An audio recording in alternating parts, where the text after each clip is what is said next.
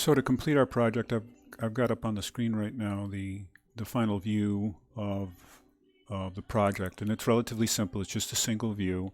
That's because right now we're in a project environment where we can bring the title block in. There's a lot of difficulty when you're working back in the family environment of bringing in some of the drawing tools that you need to make a sheet. At least I found that. So this is just an imported image, and if we went back out, we're now in the Revit family environment that we were working in to create our objects. And you'll notice that I've laid out the structural elements flat also. And I want to challenge you to look at this as a potential section for extra credit. And if we went back to the original, now we're back to the project environment. This is our A and B. This is what is required for the project, and this would be extra credit. We're talking about extra credit, a guaranteed 10 points. If you only go this far, we're in the 8 or 9 points, depending on how well it's executed. So if you want to challenge yourself to this, I'll also just briefly review kind of conceptually how I went and got to this point.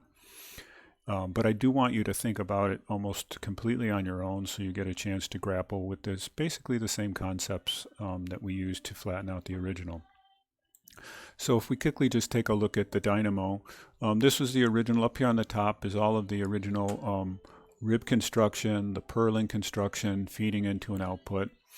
This is the same surface now made into panels with using the lunchbox panel tool, and then flattening them out and reporting them in through Revit. And in this case, I'm wondering why I don't have, oh, here it is, the direct geometry by shape. That's because it's a different color. I had forgotten about that.